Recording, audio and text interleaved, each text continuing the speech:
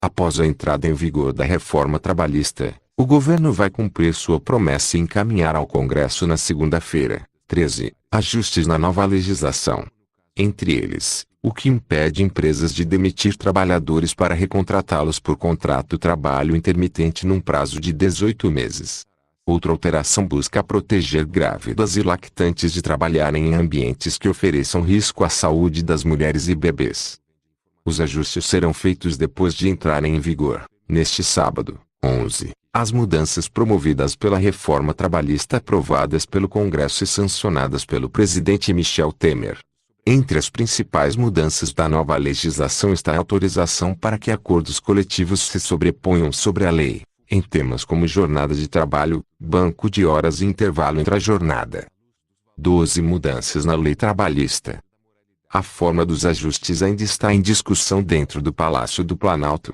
A promessa feita a senadores é editá-los por meio de medida provisória, mas o governo avalia a possibilidade de optar por um projeto de lei por causa da reação negativa do presidente da Câmara, Rodrigo Maia, ao excesso de MPs editadas pelo presidente.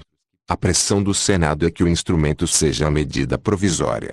Isso porque essa foi a promessa feita a senadores para que aprovassem a reforma trabalhista, sem alterações, para evitar que o texto voltasse para a Câmara. A medida provisória tem força de lei, ou seja, começa a valer no momento de sua publicação, apesar de depois ter que ser aprovada pelo Congresso em um prazo de até 6 meses. O G1 e a Globo News tiveram acesso ao texto que o governo pretende publicar para fazer os ajustes na reforma trabalhista. Abaixo, os principais pontos. Jornada 12/36.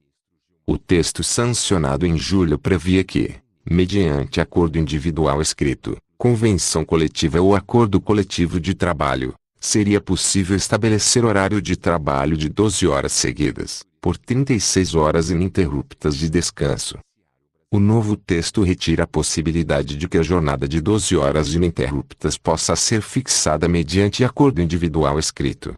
A única exceção é para as entidades atuantes no setor de saúde. Para os outros setores, tal jornada só pode ser fixada por meio de convenção coletiva ou acordo coletivo de trabalho. Dano extrapatrimonial. O texto sancionado em julho previa, no trecho em que tratava de reparação de danos, que a honra, a imagem, a intimidade, a liberdade de ação, a autoestima, a sexualidade, a saúde, o lazer e a integridade física são bens juridicamente tutelados inerentes à pessoa física. No novo texto, são adicionados aos bens juridicamente tutelados da pessoa física a etnia, a idade e a nacionalidade. O novo texto também muda o valor de referência para o pagamento de indenizações dessa natureza. No texto, o valor da indenização variava de até 3 a até 50 vezes o último salário contratual do ofendido. Agora, varia de até 3 a até 50 vezes o valor limite máximo dos benefícios do regime geral de previdência social, que equivale a R$ 5.531. Também está sendo alterada a regra para a caracterização de reincidência desse tipo de dano. O texto antigo previa apenas que, no caso de reincidência, o juízo poderia elevar o valor da indenização ao dobro. O novo texto adiciona a previsão de que essa reincidência só estará caracterizada se ocorrer num prazo de até 2 anos após o fim da tramitação na Justiça da primeira ação. Afastamento de gestantes e lactantes. O texto sancionado em julho previa que gestantes deveriam apresentar atestado de saúde para serem afastadas, durante a gestação, de atividades consideradas insalubres em grau médio ou mínimo. Já o novo texto prevê que a gestante será afastada de quaisquer atividades, operações ou locais insalubres enquanto durar a gestação. O texto prevê, porém, que as gestantes poderão exercer atividades insalubres de grau médio e mínimo desde que ela, voluntariamente, apresente atestado de saúde que autoriza isso. Para as lactantes, porém, o novo texto prevê a necessidade de apresentação do atestado de saúde para afastamento de atividades insalubres, de qualquer grau. Autônomo com exclusividade. O texto sancionado em julho previa a possibilidade de contratação de trabalhadores autônomo com ou sem exclusividade, de forma contínua ou não, sem que isso representasse vínculo empregatício. O novo texto proíbe a celebração de cláusula de exclusividade com trabalhadores autônomos, ou seja, a exigência de que autônomos prestem serviço para apenas um contratante, ainda que esse profissional exerça atividade relacionada ao negócio da empresa contratante. O texto também garante ao autônomo a possibilidade de recusa a realizar atividade demandada pelo contratante, garantida a aplicação da cláusula de penalidade prevista no contrato, quando aplicável. O novo texto estabelece ainda que motoristas, representantes comerciais, corretores de imóveis, parceiros, dentre outras categorias profissionais reguladas por leis específicas, e demais atividades compatíveis com o contrato autônomo não vão possuir a qualidade de empregado prevista na CLT. Trabalho intermitente. O texto sancionado em julho previa o pagamento de multa de 50% da remuneração prevista se qualquer das partes descumprisse o acordo sem justo motivo. No novo texto, empregador e trabalhador intermitente poderão fixar em contrato o formato da reparação no caso de cancelamento de serviço previamente agendado. O texto sancionado em julho previa que o trabalhador intermitente teria direito a um mês de férias a cada 12 meses. Já o novo texto autoriza o parcelamento dessas férias em até 3 períodos. O novo texto inclui ainda a previsão de que será considerado rescindido o contrato de trabalho intermitente caso o empregador fique por 1 ano ou mais sem convocar o trabalhador para serviços.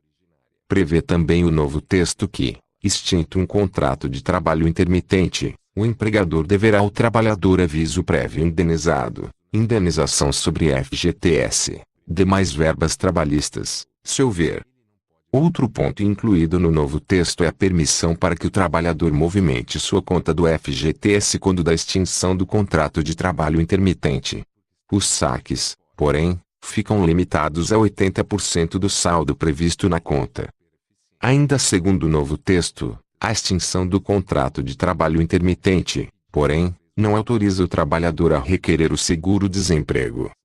Outro ponto incluído pelo novo texto é que o empregado registrado por meio de contrato de trabalho de prazo indeterminado não poderá, após demitido, voltar a prestar serviço para a mesma empresa, por meio de contrato de trabalho intermitente, por um prazo de 18 meses.